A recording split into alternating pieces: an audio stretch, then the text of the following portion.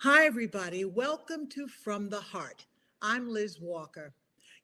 With Can We Talk, with our programs that are all over the country, we usually refer to trauma as something that has happened in the past, an experience that was so extreme that you can't get over it. And we talk about healing trauma in that context.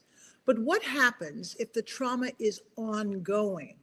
Well, believe it or not, there are a lot of people who are working on healing in the midst of chaos. Our special guest today certainly knows that context. Eilda Zaghmout is a member of the And Still We Rise organization, a group that we discovered about almost 2 years ago when we went to a conference of women. And Eilda is one of the team leaders for And Still We Rise. They work on trauma that's ongoing in Palestine. Now, you've heard a lot about some of the chaos and madness and deadly madness in that part of the world. Well, Eilda is there. So we are so thrilled to have you with us here today, Eilda. Welcome. Thank you so much, Reverend Liz. I am honored to be with you in this podcast. Thank you for having me. Now, tell us exactly where you are right now, because this is just technology at the max. You're in from Bethlehem? Yes, I am based in Bethlehem in Palestine. Yeah. Wow, it is amazing. I hardly believe that we actually met you there, but this technology is amazing. But we've been trying to do this podcast for a little while, and you've had some trouble, at least the last time. Tell us about your trouble just getting around so that you could do the podcast. So for the last time when we tried, it was actually I was working in my office in Ramallah. And Ramallah, usually it takes us it should not take more than an hour if things were open to commute from Bethlehem to Ramallah. But actually, with the current situation and the spread of checkpoints, it actually took me 3 hours to come back. So I decided to leave my office there and make this interview from home. I thought it's gonna take me a maximum of an hour and a half, but it took me 3 hours, and I was unable to make it. So that's why we had to reschedule and meet again. And that's a part of that ongoing toxic stress and trauma that people in this part of the world have to live with, these checkpoints and this always being susceptible to being stopped and frisked and that kind of thing, correct? Exactly. The thing is, it's the uncertainty that we live in, the inability for you to make commitments, because these checkpoints they spread between Palestinian towns. So it's not even between Palestine and Israel. It's between Palestinian towns. All of these military Israeli checkpoints that are spread all over. And if it's not a checkpoint, it's a gate that is closed. So actually, you can't even anticipate what's coming next. You can't plan. It's very difficult. And the fact that they can close the checkpoint or the gate at any time they want, without prior notice. Your life is a little bit of a mess, and that's part of the trauma that we still experience here in Palestine. When we visited with you and at that conference, it was a absolutely transformative experience for me because you are all in the midst of chaos. You are courageous women. Tell us about And Still We Rise. What's that organization's goal? So, and Still We Rise is part of an organization called Churches for Middle East Peace, CMAP. And I've met with the Reverend May Cannon, who started this CMAP organization. I've known her since I think 2010, 11. It's been a while, it's been a long time. We met here in Palestine, and I've been part of And Still We Rise and CMAP since 2018. So after knowing and getting to know May Cannon, we stayed in touch. And then when she started CMAP, I was invited to be part of a podcast called Woman Behind the Wall. And then I was invited to And Still We Rise in the US in 2018 to be part of the pre and post conference gatherings. So I led women into different exercises. We call them embodiment exercises. And Until We Rise, the idea was to gather women of faith from all over, from the Middle East and also from the US, to gather, to meet, to speak, and to share, faith, go deeper, learn. A lot of big part of what CMAP does is advocate, elevate, and educate.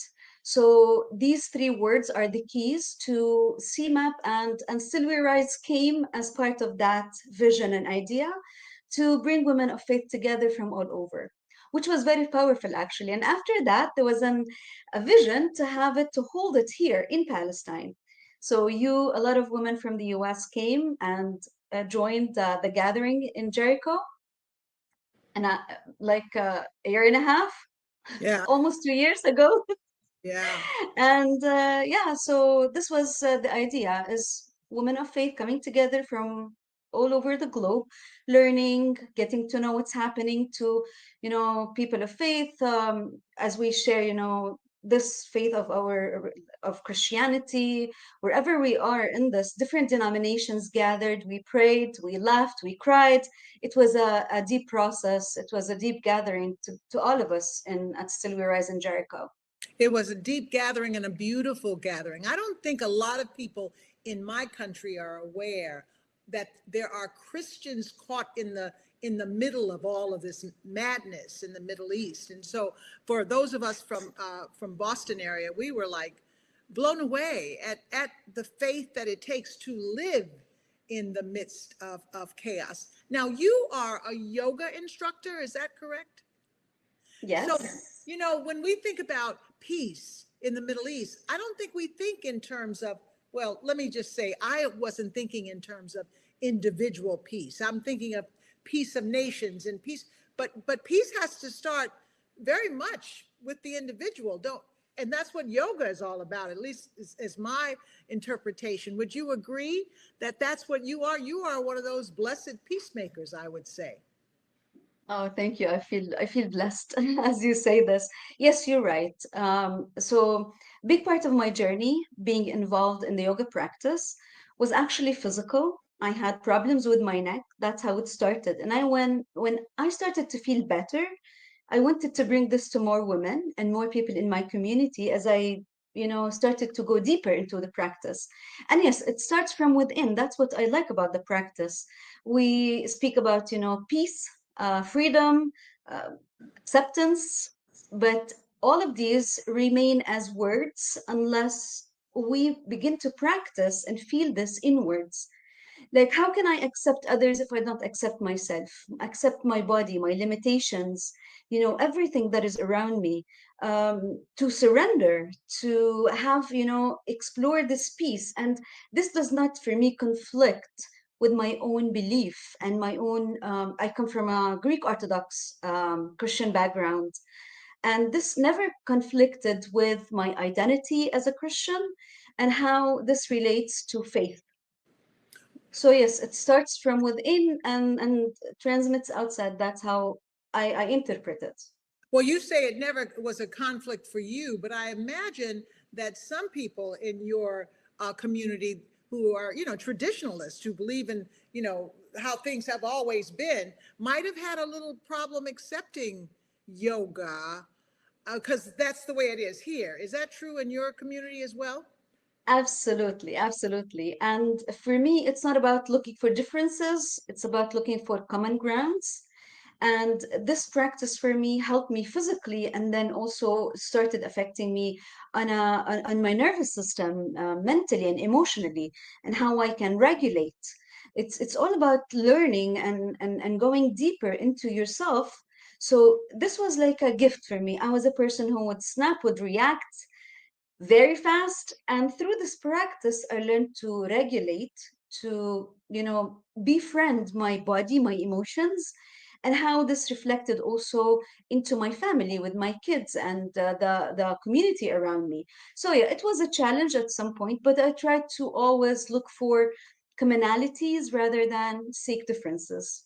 And slowly, your people in your community began to understand and accept that, I would assume. Some yes, others still. And I try not to put my energy into those who don't want to Right. listen. Right. There are people who argue for the sake of arguing. It's not about learning. And for me, set my attention onto those who are ready to learn, to grasp tools.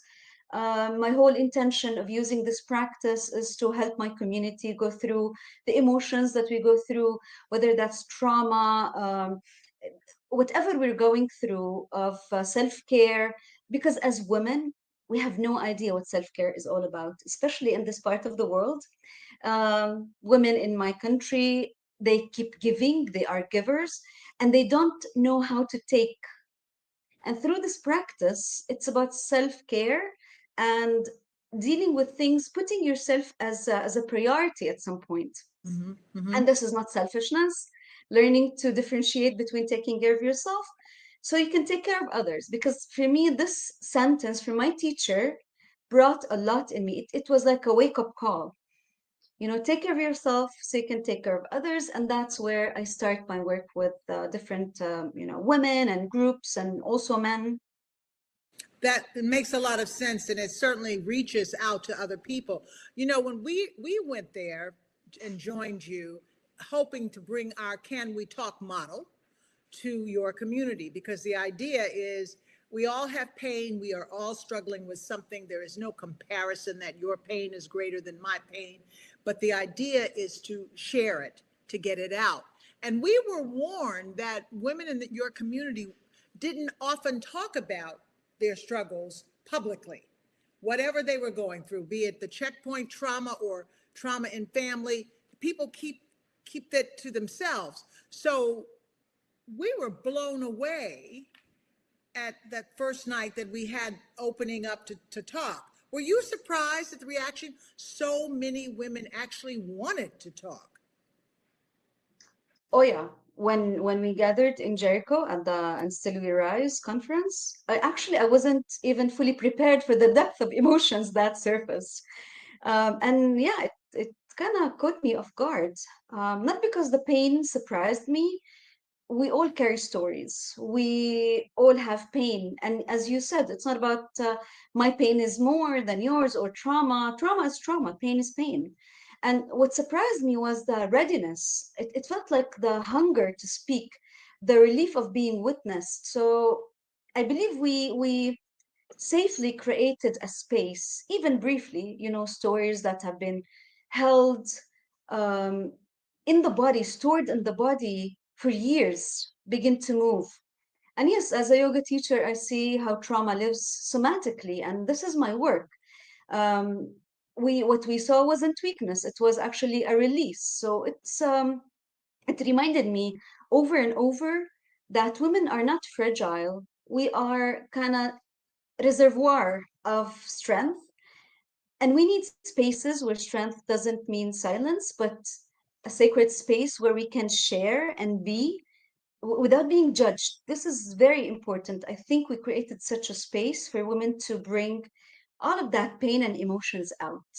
It was really transformative to witness to that moment, to witness to your work, to witness to the women's willingness to let it out. How do you define healing in your country, in your context? Because some would say we want peace, and until that peace comes, there is no healing. But how do you look at Mm. healing? Well, it's not an easy question, I know. but healing to me it doesn't mean the erasure of pain. It's the restoration of relationship to the body, to the breath, to community, to meaning, to value, to life itself. Um, Healing is when the nervous system no longer lives only in survival mode.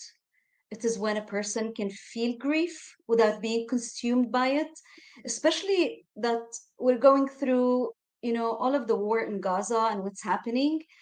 It feels like we're consumed by it. But healing is when we can feel grief without being consumed. It's when it feels like a choice to return back. I often tell my students healing is not about becoming who you were before trauma.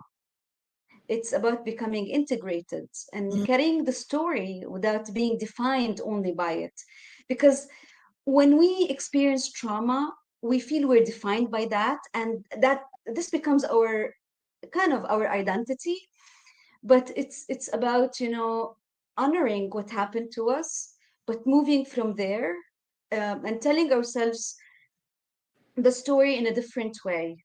So I feel like, again, healing is not the erasure of pain, but it's a restoration of our relationship to one another and ourselves. When we see the pictures that come from the Gaza and all over that area, our hearts are just broken. Is healing possible?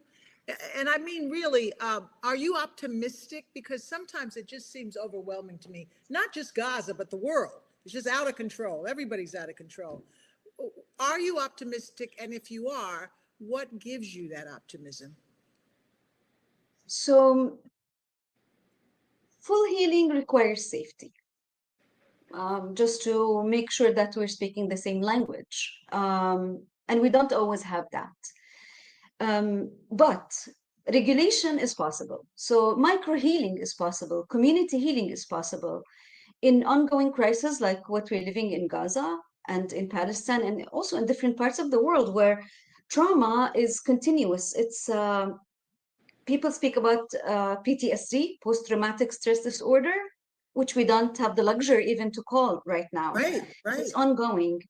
So we in ongoing crisis, we may not reach completion, but we can build resilience.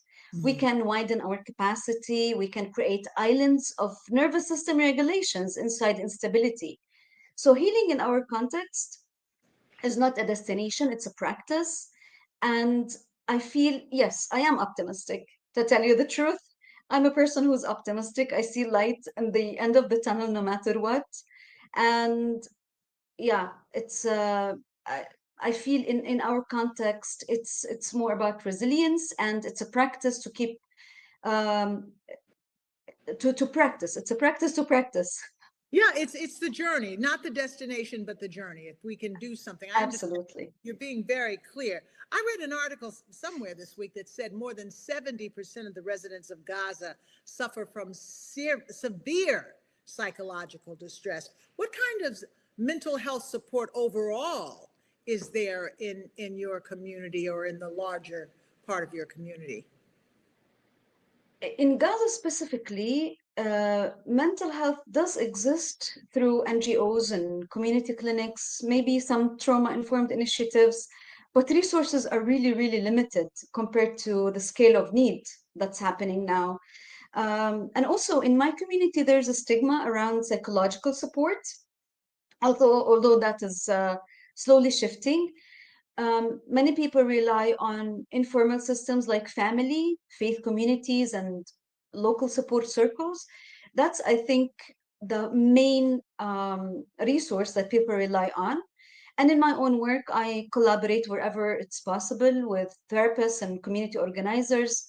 So just to also be clear that yoga is not therapy, but it can be complementary. It helps regulate the body so that the psychological support becomes more accessible to people once they are connected with their own bodies, emotions, and thoughts, and to be able to distinguish whatever is happening inside the body, inside the mind, from the story that we are living at outside.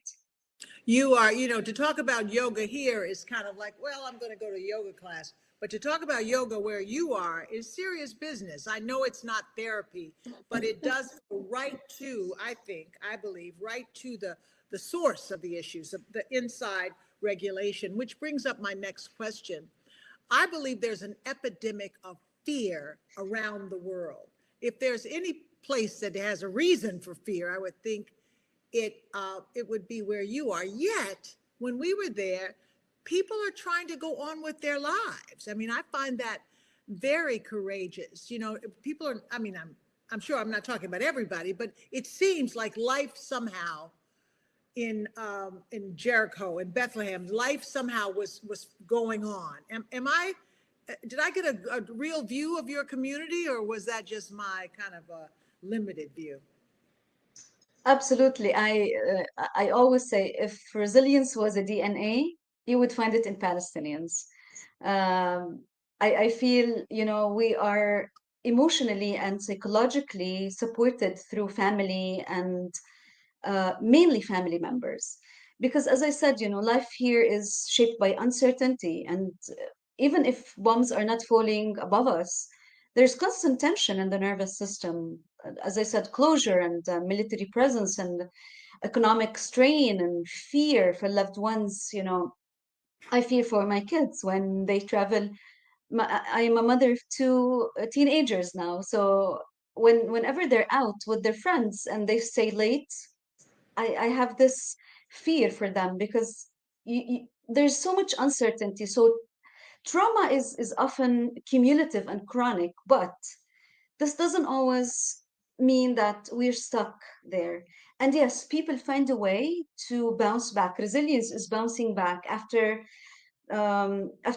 big challenges or whatever challenge we might face. Resilience is bouncing back. So we find ways. If this road is closed, we find ways to create a new road. If this was we're faced by this situation, we can find ways out and around. So yes, for many of us, there is trauma that shows up as hypervigilance and maybe sleep disturbances and difficulty planning for the future. Yet, daily life continues, and we raise children, we teach, we cook, we pray, we gather.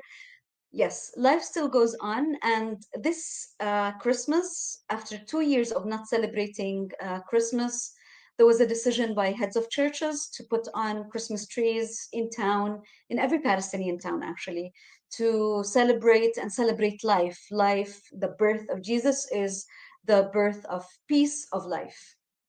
That is the most hopeful thing I've heard in a while. And you teach us. It's funny, we were going to Palestine to offer you what we've learned, but we learned so much from you on how to live in the midst of chaos. So I didn't tell you I was going to ask you this, but how about just a little bit more advice for us, for anybody, of how to regulate our lives and ourselves and our inner lives? What would you advise us to in moving through fear?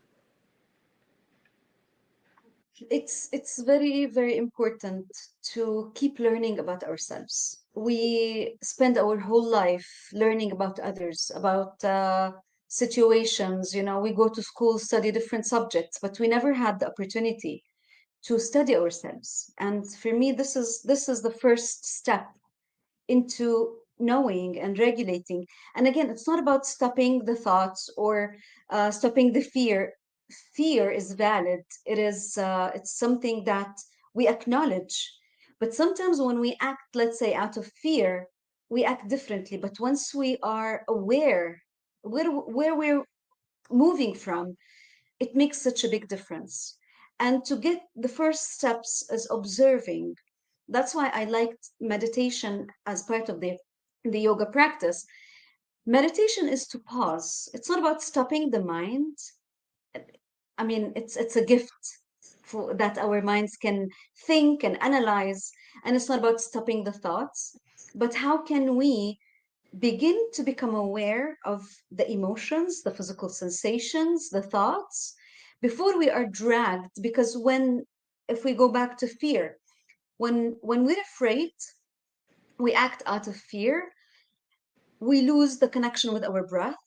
We tend to move differently and act from a place of no safety.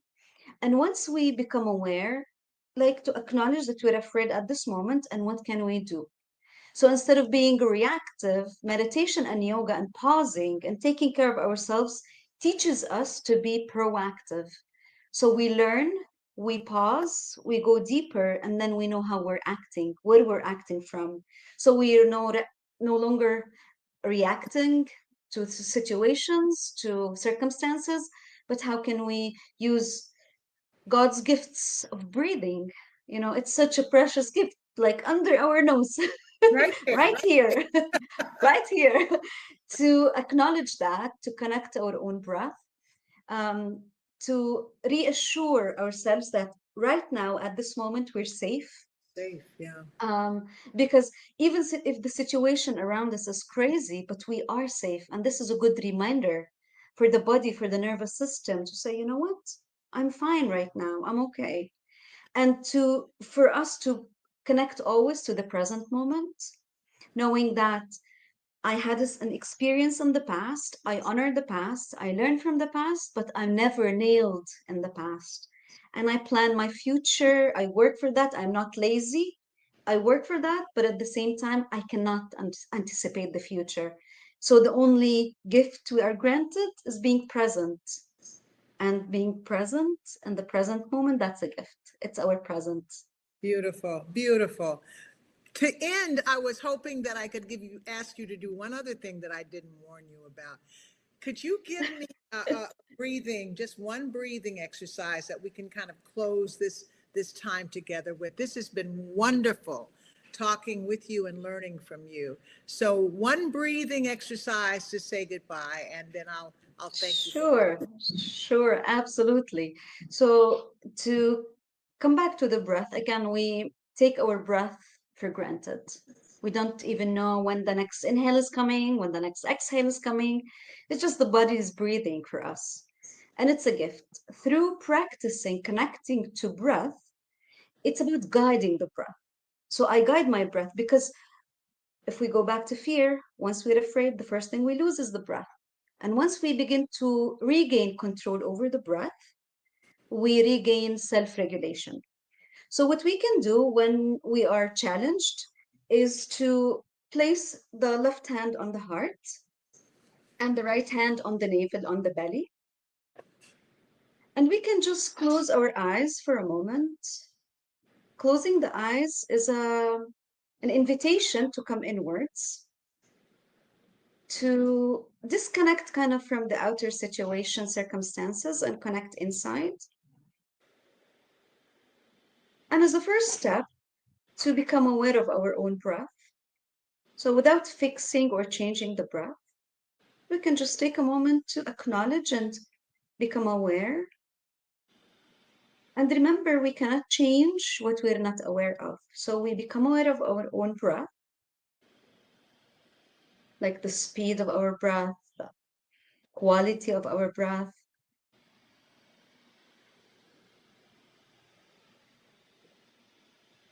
And then I invite us to think of our lungs are like a big balloon. As we inhale, as you fill the balloon, you fill the belly first, and then the chest, and then the throat, like three parts. And as you exhale, you empty the balloon, you let everything contract. So you empty everything out. So we can just take 3 long, deep breaths in through the nose and out through the nose. So as we sit here, we can begin to inhale to fill the belly first. Feel the expansion of the belly, expansion of the chest, and the throat. And as we exhale, we allow the whole of the body to contract. So we empty everything out. Let's do 2 more. Inhale deeply, fill your belly, expand your chest and the throat.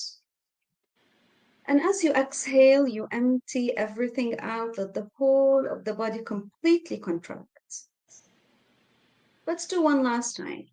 Inhale deeply, belly, chest, throat, and exhale all the way out, let the whole of the body completely contract. Hmm. Hmm. We come back gently to the normal breath. And when we feel ready, we can open the eyes and release the hands. And just take a moment to notice the difference with 3 deep breaths. They say 3 deep breaths can alternate the state of mind, alter the state of Often mind. change the state of. Yes, it can change the state of mind. So, yeah, 3 deep breaths are a gift that we have to alter our state of mind when things around us are crazy. That's a way to calm down our nervous system. I love that. And I love the fact that we have in the moment connected from across the world just by I breathing. know. That is just amazing. I think the Latin word for breathing together is to conspire. So we have just Mm. inspired peace and health and stillness. And I so thank you for taking the time to join me today. And I believe that we have moved the world forward just a little bit, but that matters, okay? One breath at a time. One at a Eilda Zaghmout, thank you for joining me. I'll see you, if God's will, I'll see you in Palestine in the future. Yes. Thank you. Thank And you so much for having me. It's such an honor and a pleasure, and I can't wait for us to meet again. Thank you so much. thank you. And we thank you all for joining us on this edition of From the Heart. We love you. See you next time. Goodbye.